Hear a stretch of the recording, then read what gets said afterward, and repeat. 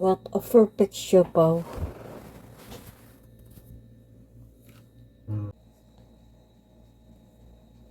What a yummy. Ayan po ang ating siopaw. Lalagyan po natin ng sauce. Ito po ang ating siopaw. Lagyan po natin siya ng sauce. What a yummy. Wow. So yummy.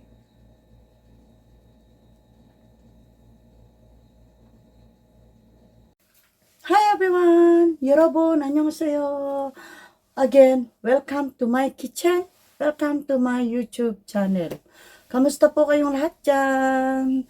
Today, ang gagawin po natin is gagawa tayo ng masarap na siopaw. And now, ipapakita ko po sa inyo yung ating mga kakailanganing ingredients. Sana po samahan ninyo ako mula sa umpisa hanggang matapos ang ating video today. Dahil ipapakita ko po sa inyo kung paano natin lulutuin yung ating pork siopaw asado. Mali ba? Siopaw pork asado. Yun po. Ganun din po yun. Basta siopaw pork asado. Tara, ipapakita ko po sa inyo yung ating mga kakailanganin. It's siopaw time.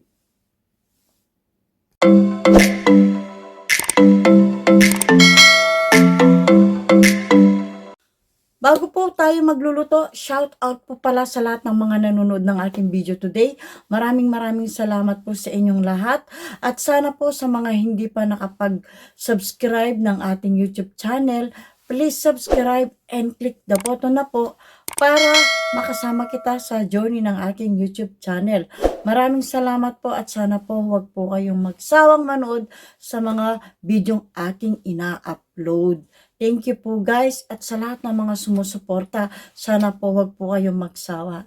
Thank you po and tara na, umpisahan na natin ang ating pagluluto.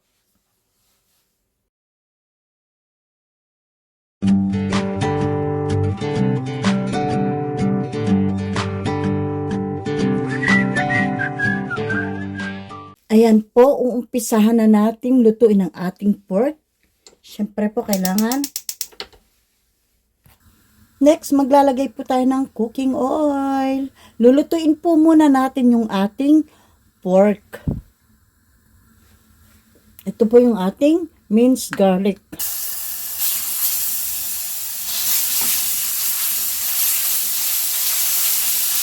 Kailangan lutuin po natin yung ating minced garlic. Sunod naman natin yung ating onion.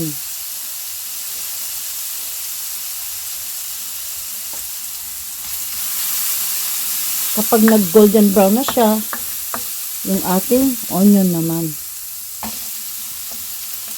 Ayan.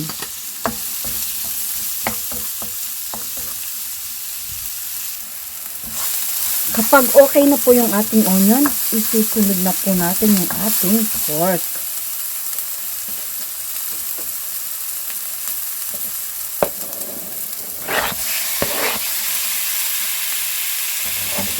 So, paghalo-haloin natin siya.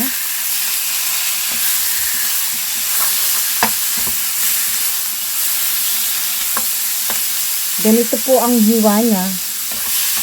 Total, liliit pa naman yan. Tapos, mamaya, hihiwain natin yan. Hihiwain. Pag malambot na siya, paghihiwa-hiwalay natin yung pork. Ayan po.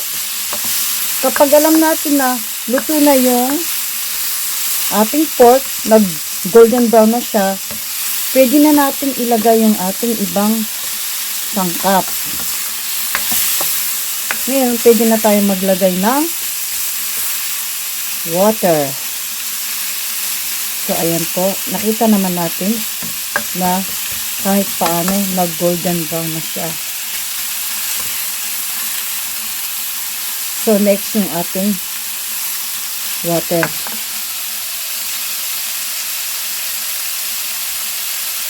2 cups of water. Pakukuluin na po natin siya. Then next, ilalagay na rin po natin yung mga ibang ingredients. Katulad ng star anise, brown sugar,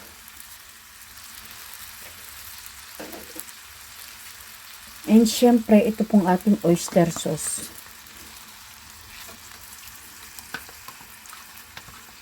Para mas lalong masarap. So, pakukuluin po natin siya hanggang lumambot yung ating pork.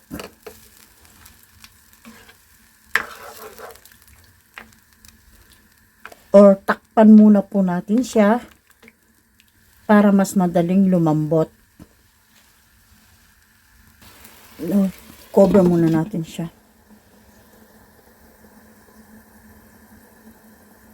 Ayan po, kailangan pakukuluin natin siya.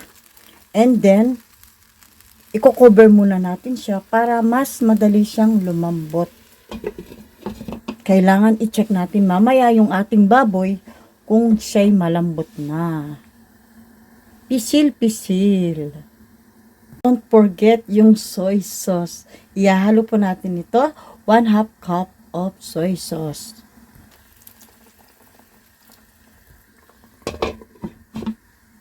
Siguro mga 1 oras mahigit ito para masigurado natin na malambot yung ating baboy. Ayan po ang ating pork. Patay na po natin yung ating gas range. And then, malambot na po siya. Check natin. So, napakalambot na po ng ating pork. So, ayan po. Ngayon, tatanggalin natin dito. So, ayan po, ilalagay natin dito yung ating pork. Hintayin po natin siyang lumamig. So, ayan. Ayan po, kita naman natin na malambot na siya. So, ayan po, hayaan natin siyang lumamig para mamaya ma-shredded po natin siya. Tanggalin lang po natin dito yung star anise. Tapos mamaya, gagamitin po natin yan. Ibabalik natin dito yung ating pork. So, ayan po. Ito po guys, yung ating pork. Kailangan po natin siyang i-shredded ng ganito. So, lahat po na yan, i-shredded po natin siya. Ayan po ang ating pork, na shredded na po siya. Ngayon, lulutuin natin uli siya sa sauce kanina. Po yung ating pinaglutuan kanina ng pork. So, ibabalik lang po natin yung na-shredded na pork. Ito po guys, ihalo po natin siya. Iinitin po natin siya. Ayan po. Ngayon, ilalagay naman po natin yung ating cornstarch. Ito po yung 1 tablespoon na cornstarch. Maglagay po tayo ng 2 tablespoon na water. Maglalagay po tayo ng 2 tablespoon or 3 tablespoon para lang matunaw yung ating cornstarch. So, ihahalo po natin siya dito. And then, lulutuin natin siya. Tapos, hayaan na naman natin siyang lumamig.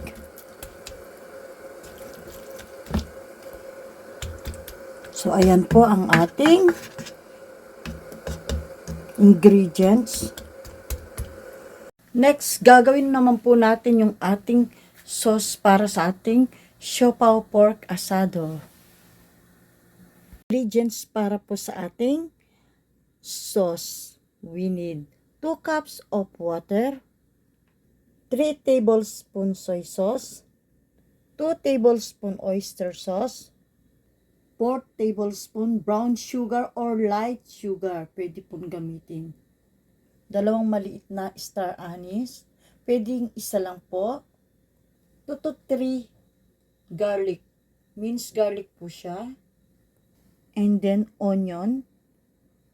the last one, gagamit po tayo ng cornstarch. Ingredients para sa sauce. Next na, lulutuin natin yung ating sauce. So, ngayon, maglalagay po tayo ng 2 cups of water. Ayan po. Onion. Garlic. 1 or 2 star anise. Maliit lang po siya. And then, yung brown sugar natin. You can use light brown sugar. Then, soy sauce. And then, yung ating oyster sauce. And then, mix well. Pakukuliin po natin yan.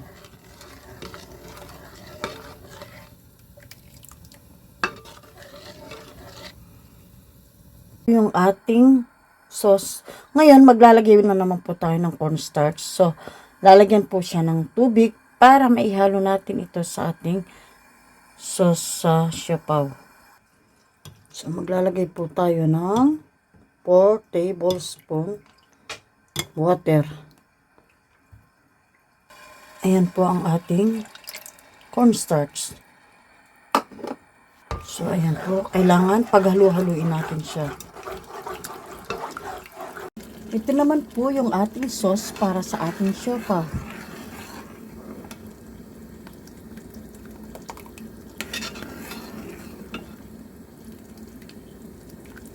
Tingnan nyo naman po, napakasarap.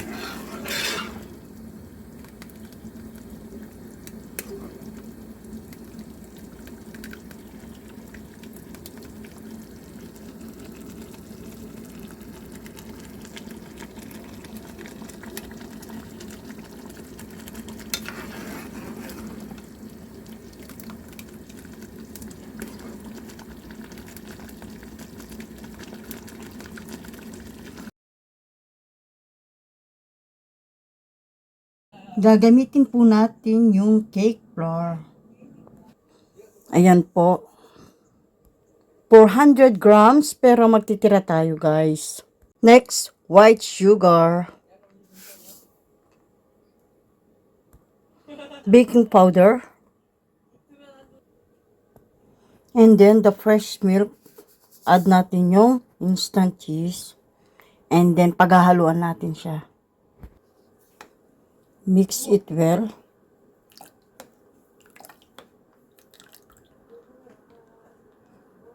Okay, ihalo na natin siya dito.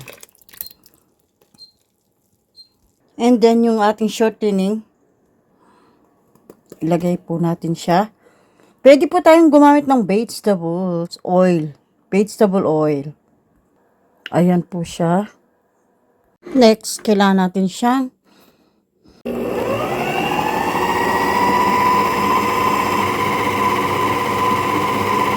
minutes muna. Next, stop muna natin siya.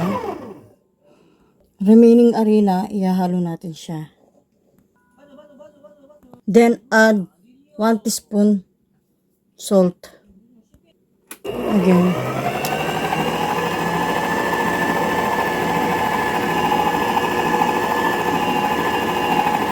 Seven minutes natin siyang kaya ang maghalo na.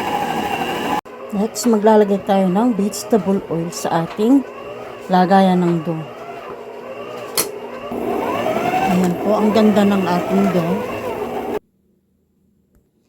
Ayan po, ilalagay natin siya dito and then cover natin siya ng plastic. Cover it.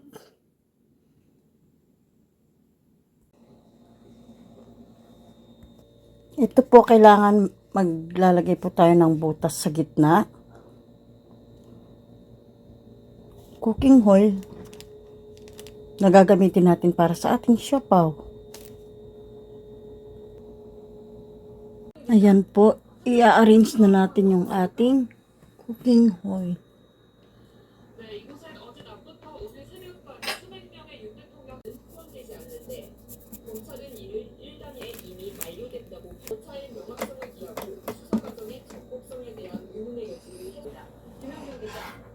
Ayan po yung dough natin para sa ating siopaw. Cover muna natin yan.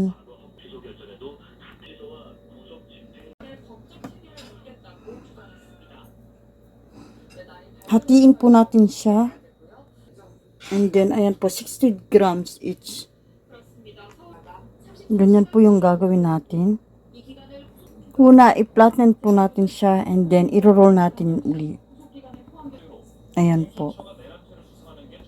Ayan po. Kailangan bilog siya. Ayan po. Tapos takpan natin ng clean cloth. Ayan po.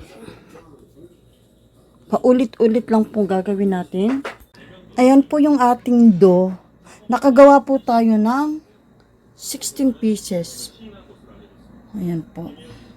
So, 16 pieces po yung ating nagawa siopaw. 60 grams each.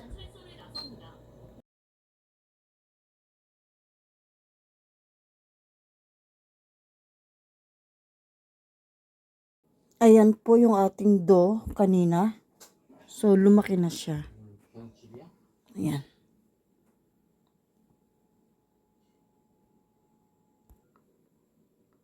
Compare kanina, malaki siya ngayon.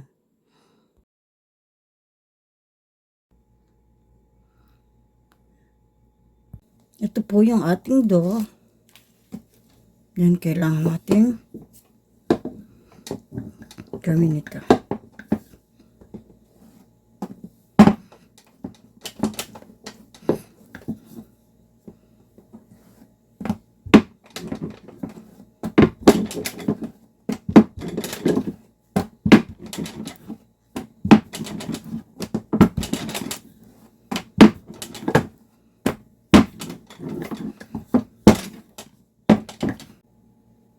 $30.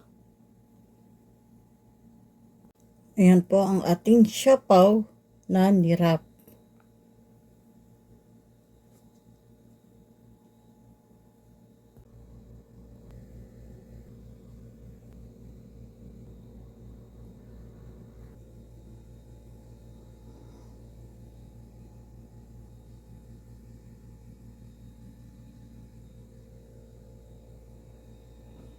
Ayan po, dahil magbo-boil na yung ating water, maglalagay tayo ng 1 kutsarang vinegar para pumuti yung ating siopaw. Ayan, then takpan natin na may towel yung ating cover. Ayan po, 15 minutes. Kailangan mahina lang yung apoy. After 15 minutes, plus 5 minutes, hayaan natin siya. And then, buksan na natin ang ating siopaw. What's a yummy siopaw? Ayan.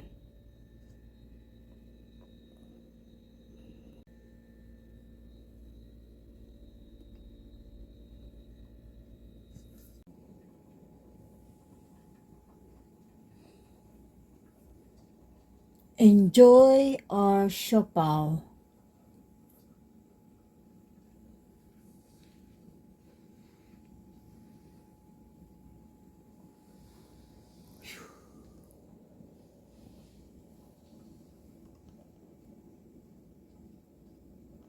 Hello guys!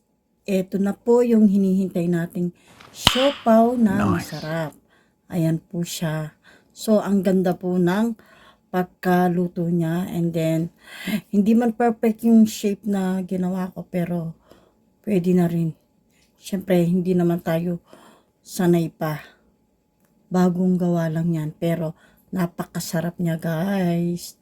So, tikman natin at bubuksan natin yung kanyang yung nasa loob niya. Pakita ko po sa inyo guys. Siyempre kanina sobrang init. So ayan po.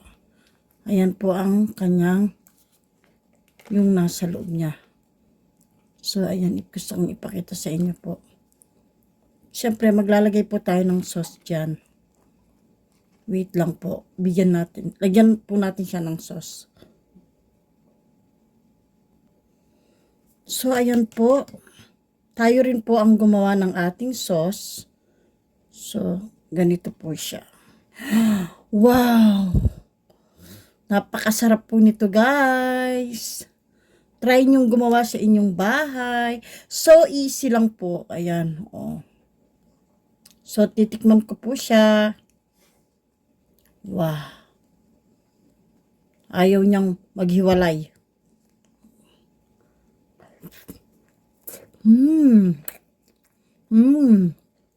Ayan po. Kinagat ko na po siya. Mmm. Mmm.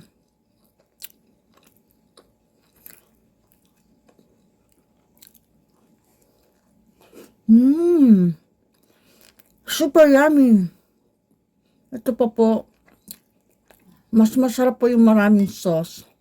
Kahit wala po siyang sauce, masarap. Pero mahilig po ako sa sauce kaya, ayan. Ito po yung ating tinikman na siopaw. Napakasarap po niya. Ito po yung sauce. Lalagyan pa po natin siya ng sauce. Napakasarap po niya. Ito po. So, ayan po.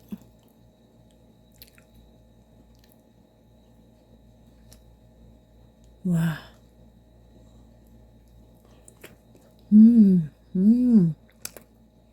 Yummy siopaw. Thank you, guys. Sana nagustuhan po ninyo ang ating video. Ayan po mga ka-kitchen, again, maraming salamat po sa inyong lahat. Mula sa umpisa hanggang natapos ang ating video, sinamahan ninyo ako. And sana po, hintayin ninyo yung next video na ating gagawin. Sana po nagustuhan ninyo ang ating pork asado siopaw. Siopaw, pork asado. Thank you, guys. See you next time. God bless you all.